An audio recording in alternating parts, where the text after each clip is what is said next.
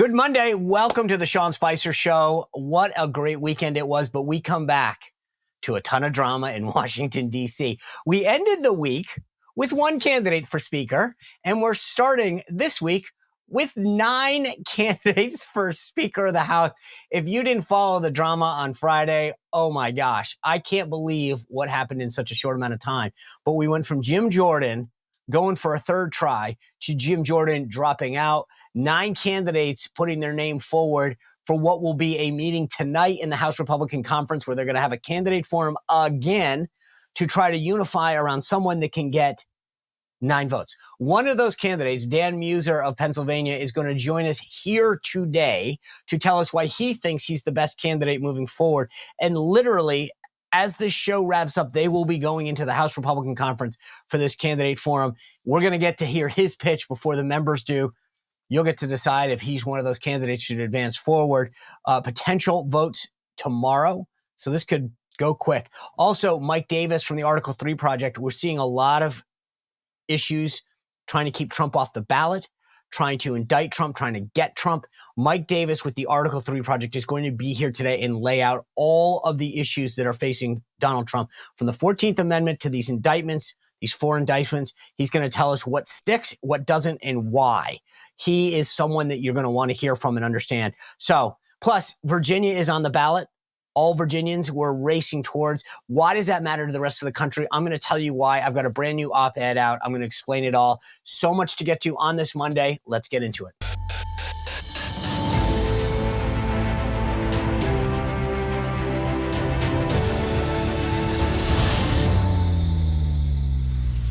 All right, welcome to the Sean Spicer Show. Happy Monday.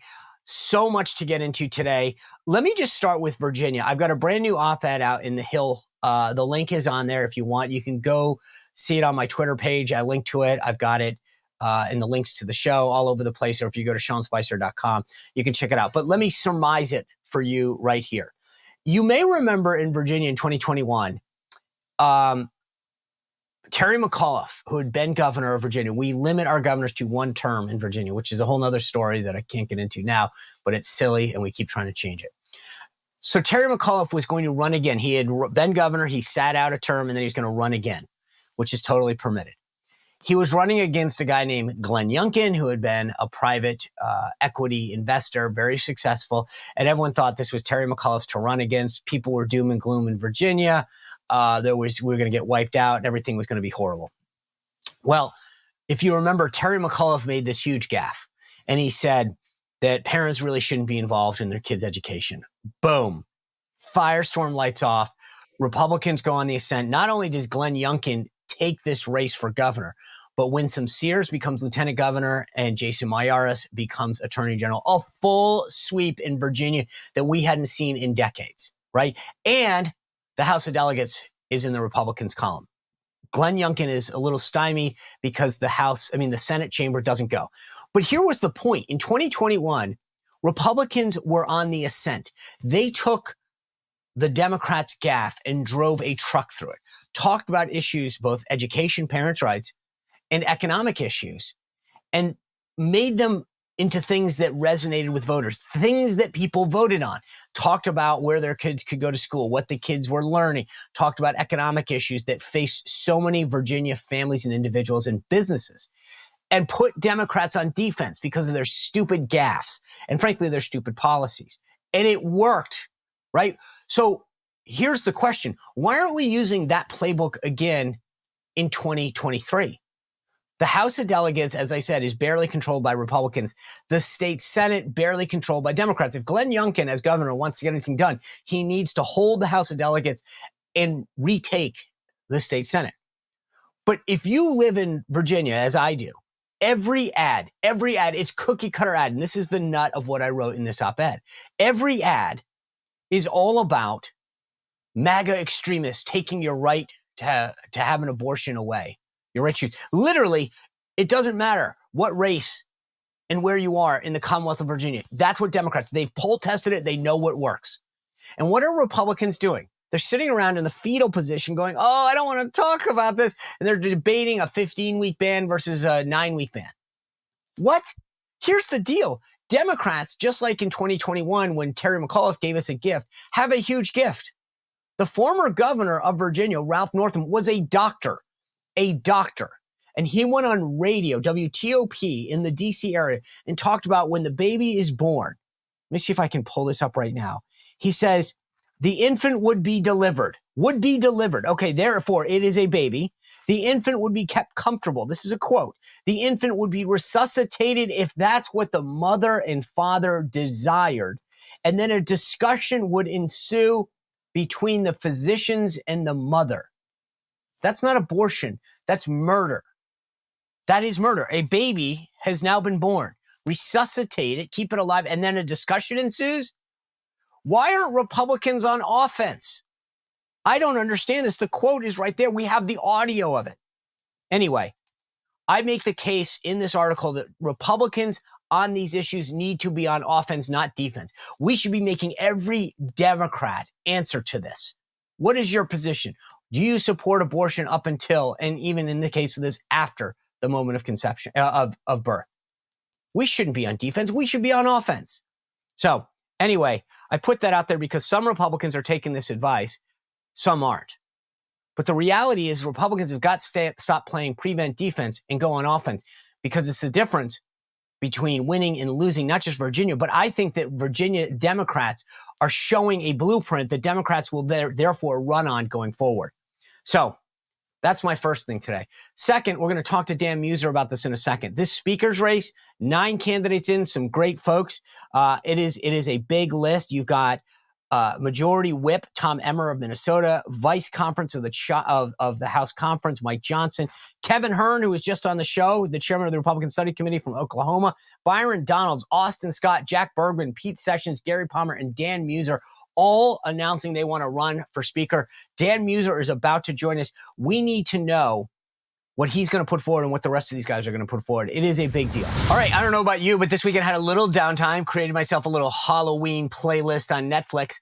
I watched both Halloween and Nightmare on Elm Street. Now you're probably sitting there saying, wait, I tried to find Halloween and Nightmare on Elm Street on Netflix and I couldn't do it. Guess what though? On the computer here, I just used one of my favorite new apps, ExpressVPN. Now, the cool thing about this, and I'm not even a tech guy, is that it allowed me to change my online location. So I was able to trick Netflix into showing me movies and TV shows that aren't normally available in the US. Did you know that? That there's a whole separate Netflix depending on what country you're in. And ExpressVPN allows you to change your computer location so that Netflix doesn't know where you're at. For example, if you wanted to watch the original Scream on Netflix, no go. But if you open ExpressVPN on your computer here, you can actually change it to Canada. You can tell the computer that you're in Canada if you're using ExpressVPN, and then boom, you can watch Scream. If you tried to do this on Apple or Amazon, you'd start racking up a ton of fees, right? I mean, ExpressVPN saves you probably at least $50 a month just by using your Netflix account to log into and tell it that you're in a different country. It's amazing. I mean, there's 100 different countries that you can tell. For example, you could say that you were in Australia and see all of the Lord of the Rings movies. You could go to Germany on your computer with ExpressVPN and watch Top Gun. So it's amazing. Get your money's worth, and you can actually get an extra month of ExpressVPN free when you go to expressvpn.com/Spicer, expressvpn.com/Spicer. All right, I'm pleased to introduce one of these candidates for speaker, Pennsylvania Congressman Dan Meuser. He represents Pennsylvania's 9th congressional district. He serves on the Education Committee, the Veterans Affairs Committee, and the Budget Committee. But he also was an extremely successful businessman before coming to Congress. And I think we need a little common sense and a little business sense going forward. So without further ado, let's find out what he's running and why. Congressman Meuser, thanks for joining us today. It's a busy day for you. I appreciate you making time. By all means, Sean, great to be with you. So look, 8 of your fellow colleagues are going to make a pitch this evening at the House conference meeting. Give us yours. Well, look, Kevin McCarthy was an excellent speaker. I think he was very unfairly removed. He had a lot of talents, from speaking to organization to fundraising to, understanding the priorities of the conference, a conservative. So we got to do something to build off of that and likely go a step further. And the step further is building trust, creating more of a team culture, and unifying our conference. I mean, we've got 222 members, and we need 217 of them on board, certainly to elect a speaker, and as well to pass bills, certainly conservative bills moving forward. Our Democrat colleagues don't exactly give us any help. So what do you do for that? It's not just in words, because you're going to be hearing a lot of words from each candidate, all of which I respect, and frankly, all of which I think could be a good speaker of the House moving forward. But you need a plan. I come from the business world, spent 25 years helping grow a business to a large business, small business to a large business, served as revenue secretary where I was in charge. I had a lot of autonomy on a 2,000 member, 2,000 employee organization. So it's not new to me being in the decision-making position. However, one thing I do know is you avoid mistakes by talking to a lot of stakeholders, whether it's customers, employees, in this case, members. So it's going to be a very inclusionary speaker's office. It's going to be a members first speaker's office. The members will be the show. And we will have a steering committee, which I'd like to call a roundtable, that meets weekly. The members will be the first priority of this speaker's office if I'm in there serving as speaker. I don't even want to say leading, frankly, because we're all gonna lead it together. But come the end of the day, one person has to make certain decisions, of course. So it seems to me that there's this balance beam of that, you had 8 members that removed McCarthy, and then they were on board with Jordan, but a bunch of the moderates and other people, the appropriators weren't. How do you get that right mix to satisfy the 8 people who didn't vote who wanted to remove McCarthy, and then the 20 or so that weren't on board with Jordan? Yeah. Well, that's exactly what happened, right? I mean, there were 8, again, my friends, most of them, certainly they're all colleagues, and I respect each and every one of them. But I think McCarthy, again, very unfairly removed. I do think the reaction to that was for many not to accept Jim Jordan, no matter what. Heck, we had some that just continued to vote for Kevin McCarthy. Meanwhile, McCarthy was, of course, endorsing and supporting moving on with Jordan. So I don't have a lot of legacy. I have been here almost 5 years now, but I don't think I've done anything that could create a offensiveness within any members. We all know each other pretty well. I'm not saying they all like me, but they know me, and I think I come across as a pretty reasonable person. That's always a team player, honestly. I fight behind closed doors, but once we get out on the floor, I'm with my team.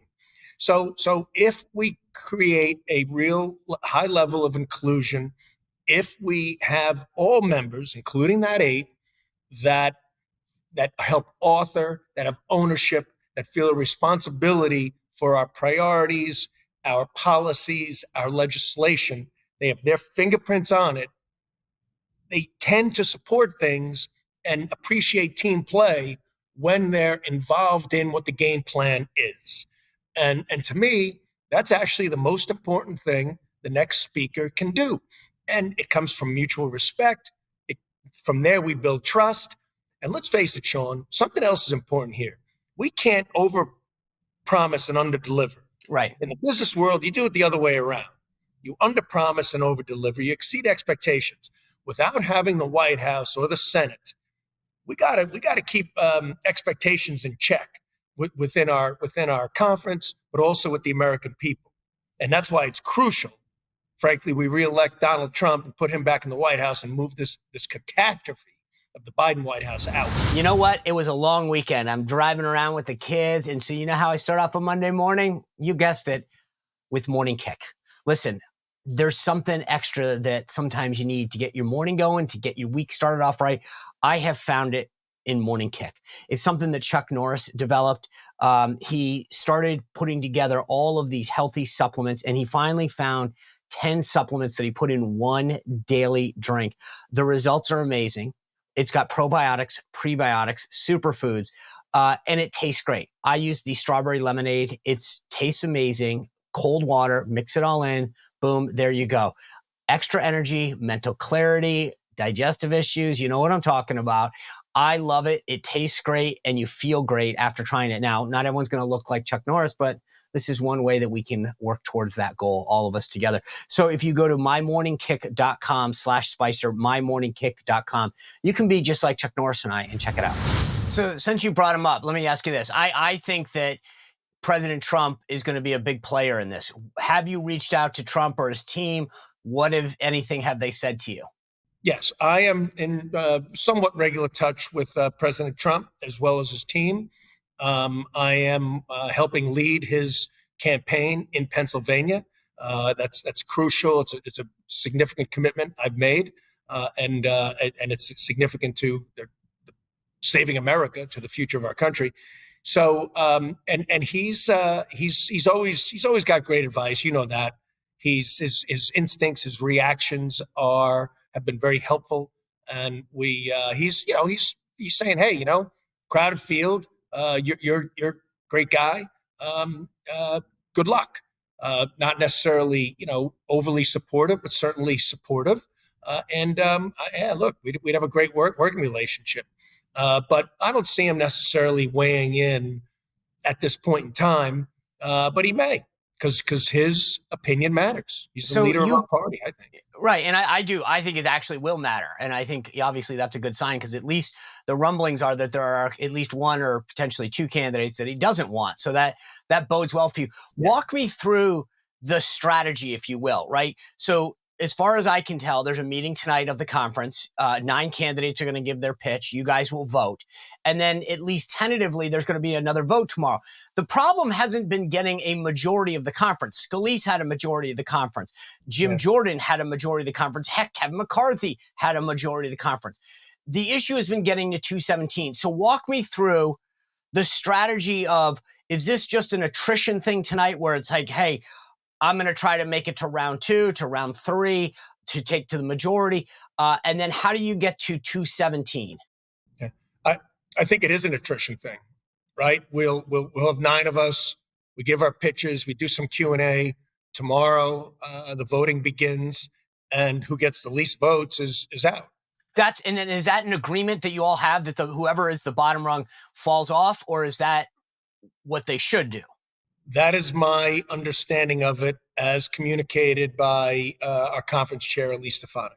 So what do you have? What do you think you're going into the first ballot with in terms of numbers and coalition? Obviously, you're a business guy. You're from Pennsylvania. What is the coalition of members that you're going into that first vote with? Yeah. You know what, Sean? I don't know. I mean, this really happened kind of quickly. My getting in was somewhat sudden, although I've been thinking about it now for, only about 5 or 6 days. So I've certainly been in touch with a lot of members. They like what I'm saying. They like the plan that I've outlined, by the way, and put in writing. They know me to be a team player, to be a conservative. To at the same time be a problem-solving conservative, have a certain level of practicality. I don't make good the enemy of perfect. I'm far more about outcomes than I am ideology, and so that's attractive to some, maybe unattractive to others. So that's my pitch, coming in with a plan of trying to pass the most conservative bills that can actually pass, appreciating that we're not going to change everything. We're not going to change mandatory spending right now. We're going to need a president that would actually sign improvements. That doesn't mean cuts. Right away, people jump on, you want to cut Social Security? No, people are paid into Social Security. People deserve it. Could it use some reforms? Yes. But part of my plan is also to have a commission. It's not a completely original idea, but a real commission, bipartisan preferably, with deadlines of give us what the best plan is possible for the long-term debt issue. But this plan also has to be as much about economic pro-growth initiatives as it is about any potential reductions and slowing of the growth of spending. But again, a steering committee that meets once a week with the speaker, that it's the speaker's roundtable of approximately 20 members, meets weekly. Other thing, a resource centers within the speaker's office that helps follow bills, gets answers. Like for instance, a $1.2 trillion transportation bill passed. It's very difficult to find out. You have to call your state legislators to see where our federal money and the governor's office is being allocated. We should have a resource center so we know where that money's going and how we can access it. It's things like that. But more importantly, having people feel a responsibility that their hands are on the driving wheel along with others of where we are taking this conference. It seems to me from talking to a lot of your colleagues that one of the big issues has been spending and reform. In other words, not letting these bills pile up at the end of the fiscal year in September and then getting jammed on these omnibus and continuing resolutions. Is this something that you have proactively addressed, and if so, how? Well, Jody Atherington, I think, has done a really nice job as budget chairman. And I was on budget my first term, being former revenue secretary. I weighed in on our state budget quite a bit. I want to be, I've asked several times now, and I hope I'm on. We are talking about a commission that Jody would likely head up. And Kevin, when he was speaker, felt that was a good idea. So I do want to be on that. And look, we need a plan. We need a 10-year plan. It's a big problem. I mean, look at the level of deficit spending just this year, and we're getting blamed for it. Meanwhile, it was all the legacy.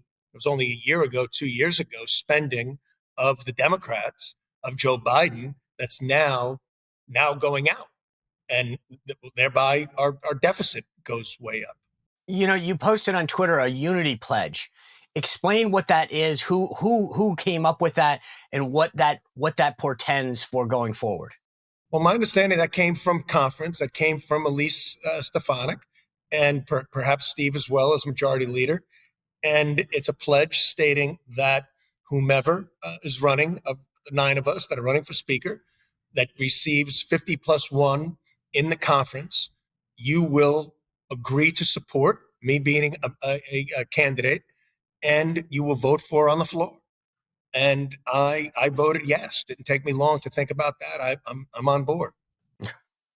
And do you think it's important that the other 8 do that? Meaning that when you guys walk out of the room this time, one of the criticisms in the last couple go rounds is that you get to a majority. Scalise got to the majority and Jordan, as I mentioned, and then you go to the floor and you come up short. So do you think it's important that you stay in the room until you come up with 217?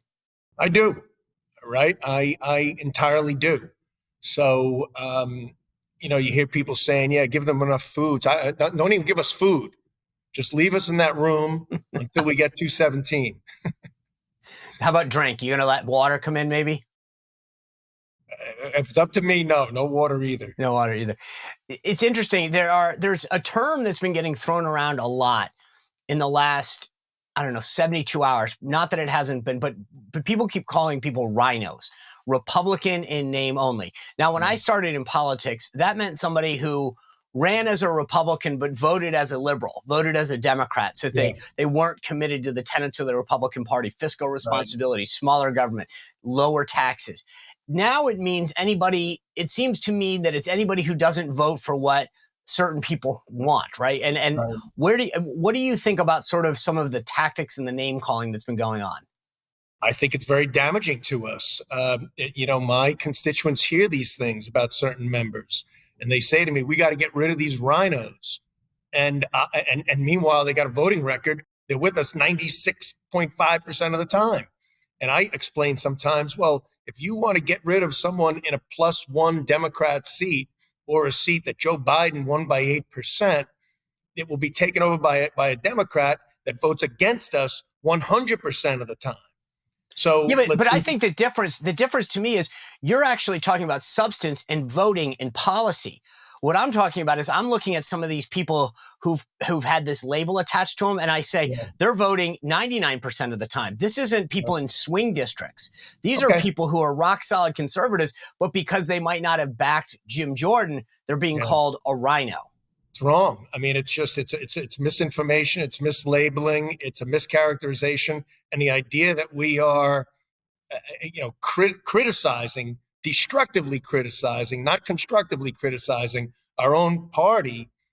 We know who our opponents are, our adversaries are, the ones who you just described on the left side of the aisle that think excessive spending is a wonderful thing. As a matter of fact, that's their only growth initiative. That is leaving the borders open. All these so-called rhinos want lower taxes, want lower spending, want domestic energy to be increased, want a closed border, and we have such a catastrophe again in the Biden White House related to global events, not just the domestic side. I posed this to some folks on an earlier show.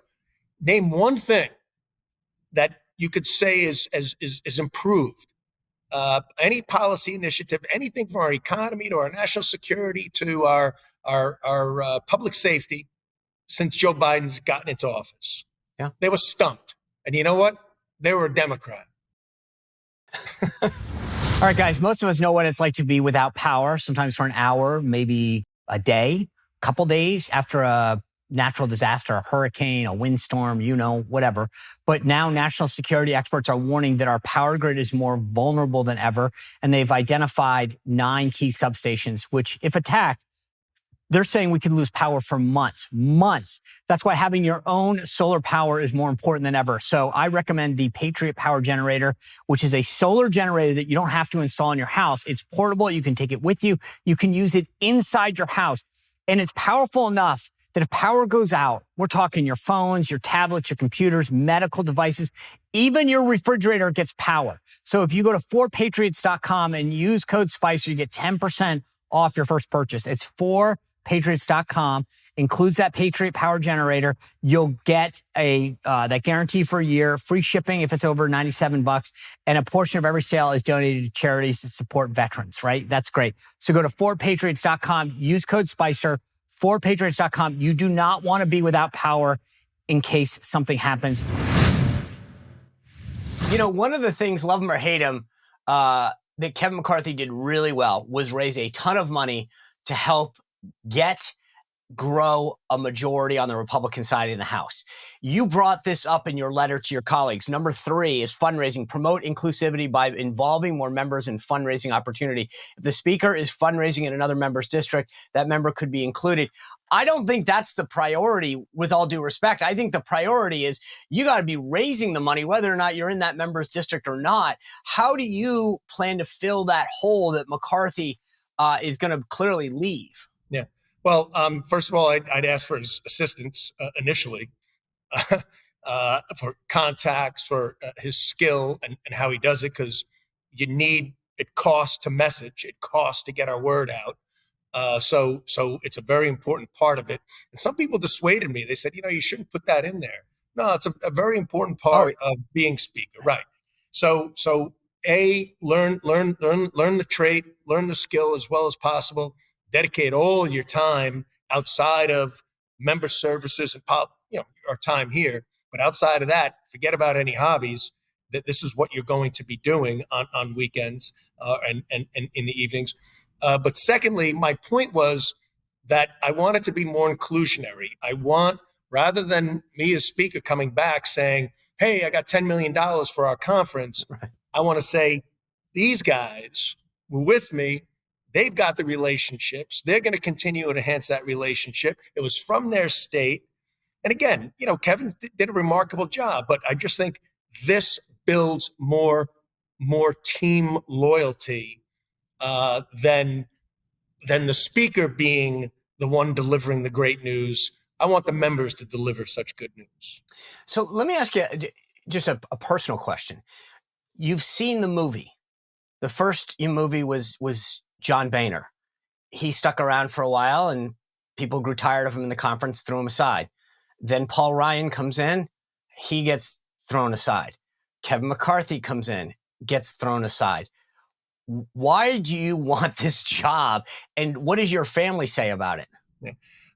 You know what? I don't even sure if I necessarily want it. I will do it if the conference says, hey, you know what? Let's give Meuser a shot here. let's give him the conference. We like what he's saying. He's got a proven track record. He seems like he should be trustworthy, but you got to earn that trust every single day, and it comes through actions, not words. It comes from making the Speaker's House this resource center, as I mentioned. It comes from a lot of work. I mean, Kevin McCarthy worked his tail off. What does my wife say?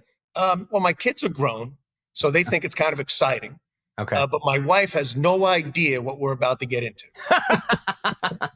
That's what I thought, because I'll tell you, there's a couple times when I've thrown ideas by my wife, and she's like, "No, not again. We're not doing that." Exactly. But I do. I mean, I appreciate the fact that you've thrown your hat into the ring. We do need leadership at this point, and I think that.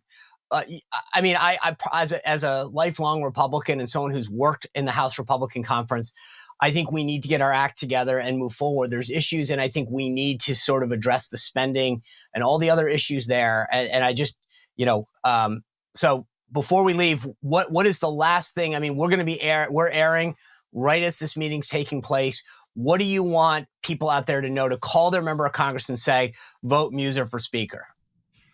Well, I would say you can count on me. I'm not in the business of letting people down. I'm going to do what I say. I'm a very hardworking guy. There'll be a lot of transparency. And when I say members first, I really mean American people first, because we're a republic and they're here representing their constituencies. And that's why there has to be, whether you like them or not, mutual respect, great respect for every member. Because by respecting them, you're respecting their constituency. And I never forget it. I never forget why we're here. I never forget my oath of office. I'm a conservative. We're going to lay out plans. And frankly, like Donald Trump, I think I have a good ability to execute plans with a sense of urgency. So we're going to correct as much as we can. Congressman Dan Meuser, good luck tonight. Thank you for joining us. I know it's a busy day for you. Thanks, Sean. You're the best, man. Appreciate you. All right. I enjoyed that conversation with Meuser. It'll be interesting to see how he does tonight, whether or not he can win his colleagues over, but also going forward, how this thing plays out. Tom Emmer is right now considered the front runner in this race. But I'm telling you, there's a lot of pushback from MAGA world, from Trump world, about some comments that he may or may not have made, some things that they're accusing him of doing or not doing. He's got some enemies. We're going to see, is this another situation where he gets the majority but can't get to 217, or does somebody else emerge? Dan Meuser made a pretty compelling case. Let's see how the rest of them do tonight. But before we get to that, Mike Davis of the Article 3 Project is going to tell us about where we stand with President Trump's indictments, with the Biden administration's what he calls election interference, and where everything heads going as we move forward into these cases and to election season. So without further ado, Mike Davis. Mike, thanks for taking time to join us today. I appreciate it. Thank you for having me. You bet. So you recently tweeted out that Biden is involved in election interference, trying to prevent Trump from getting back in office. Explain what you mean by that. Well, President Biden had Jonathan Sue, his deputy White House counsel, waive President Trump's claim of executive privilege, something that every president has had going back 250 years to George Washington, to unleash the unprecedented, unnecessary, and unlawful home raid on President Trump to go get presidential records that President Trump was allowed to have under the Presidential Records Act. And so you believe that this is his way of making sure that he doesn't get on the ballot? Because it's interesting. Initially, when I saw that, I started to think 14th Amendment.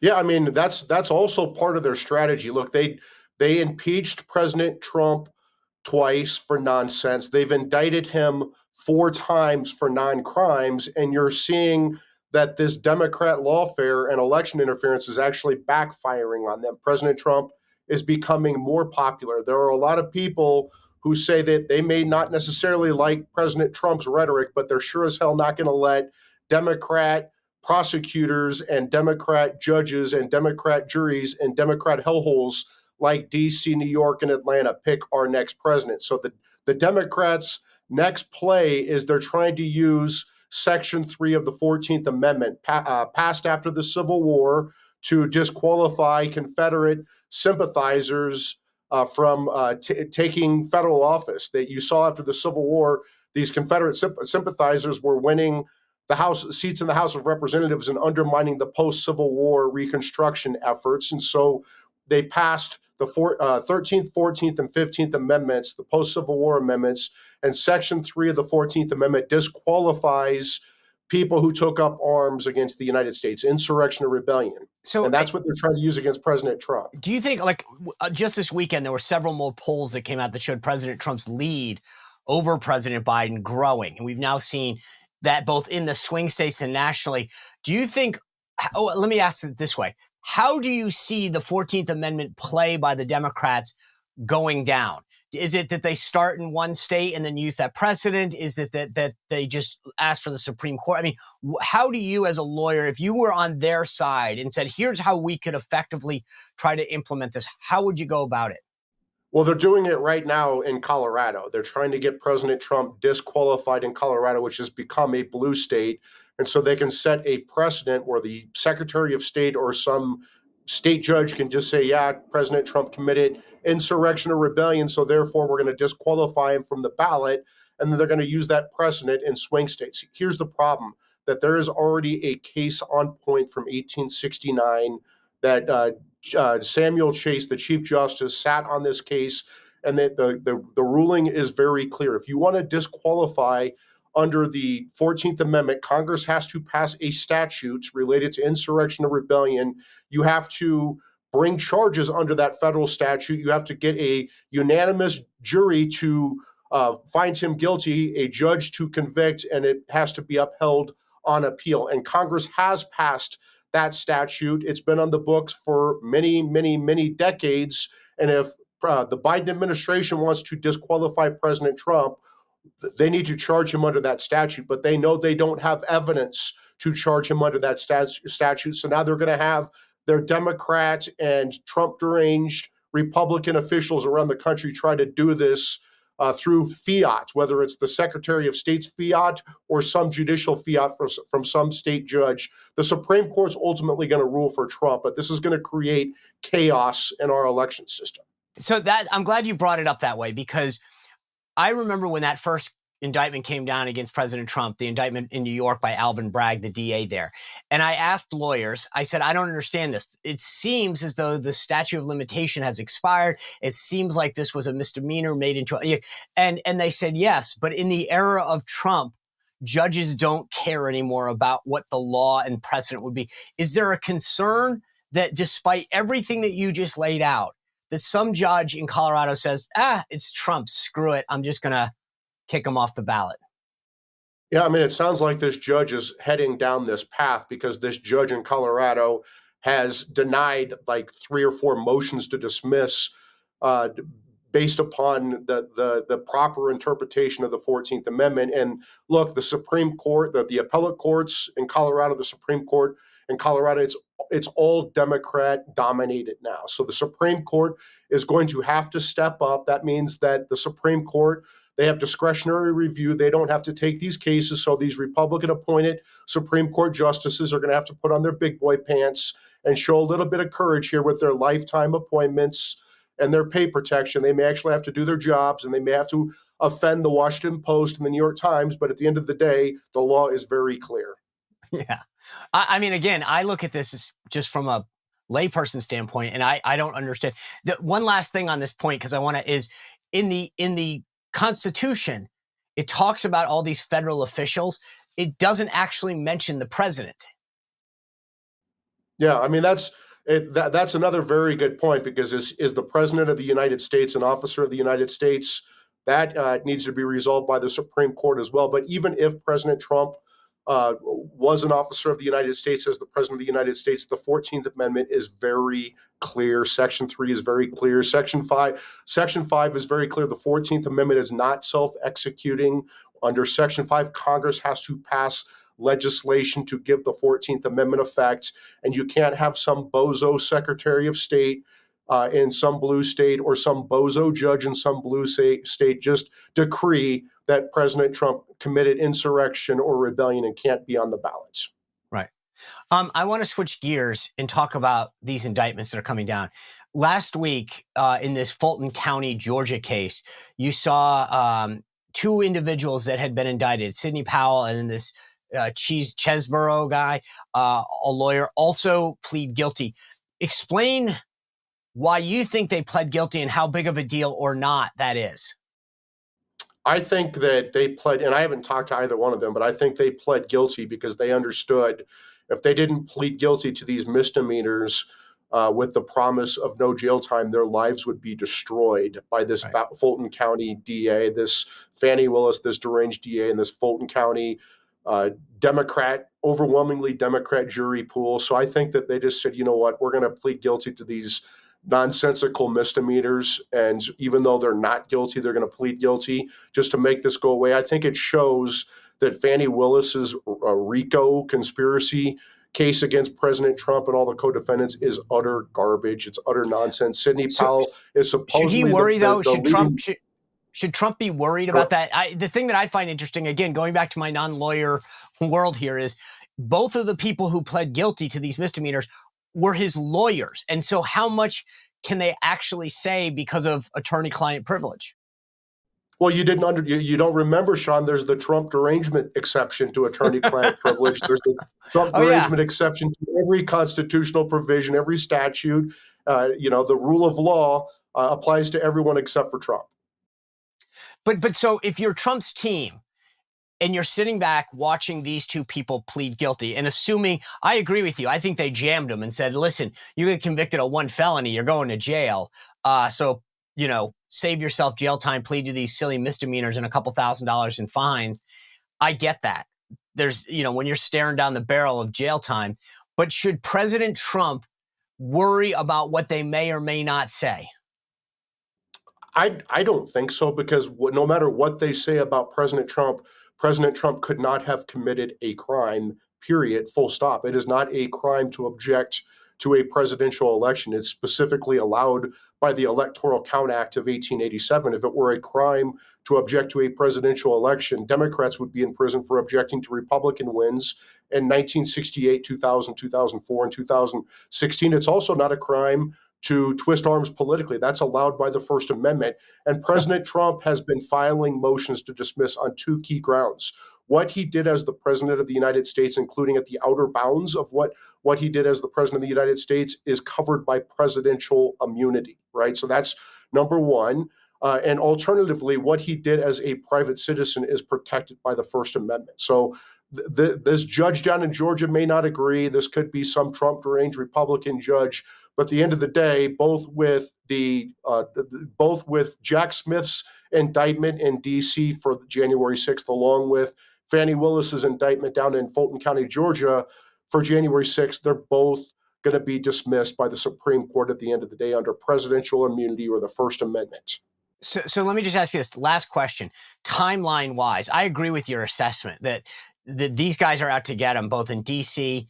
and in Georgia in particular. So let's say he gets convicted and he appeals. Does that timeline lend itself that he could have this resolved by the time he becomes president again? Or would this happen while he was president? Well, so when you file a motion to dismiss under presidential immunity, that is immediately appealable to the appellate courts, and the Supreme Court of the Supreme Court decides to, again, put on its big boy pants and decide this case.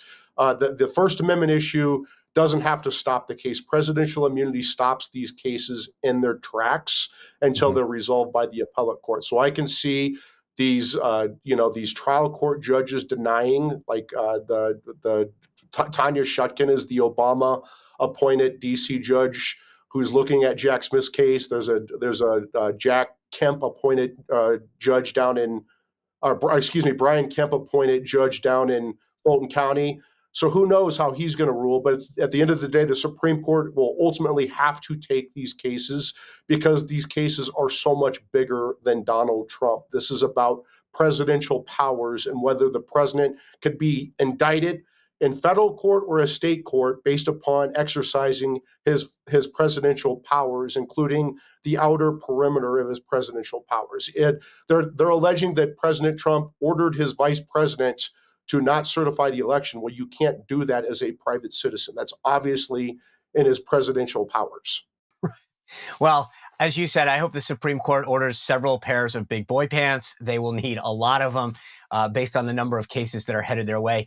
Mike Davis, thank you for being here. Appreciate all the work that you and everyone at Article 3 does. And again, go visit Mike and his team there because he put out this on Twitter. It's largely financed by him. And so anything that you guys can do to help his effort is obviously appreciated. Mike, thank you. Thank you very much. All right. What a great show. I'm glad we kicked off Monday the way we did. But listen, the rest of the week is going to be nuts. Crazy. I mean, we've got this speaker's race. We've got probably more indictments coming. Brand new polling, as I mentioned, showing President Trump leading right now, continues to come out. This means good news for President Trump. But I also think that this is where Mike Davis was touching on. I would be very concerned about what the Biden administration tries to do to stop him. The Democrats, the left, know that he's on the ascent and the Biden administration's policies aren't working and he's getting older. So thank you for your support. Continue to subscribe, share this show with others. I appreciate everyone's support and what they're doing. Look forward to seeing you back here tomorrow to break it all down on the Sean Spicer Show. Well, if you enjoyed this content, make sure to like this video, subscribe, and click the notification bell to get more.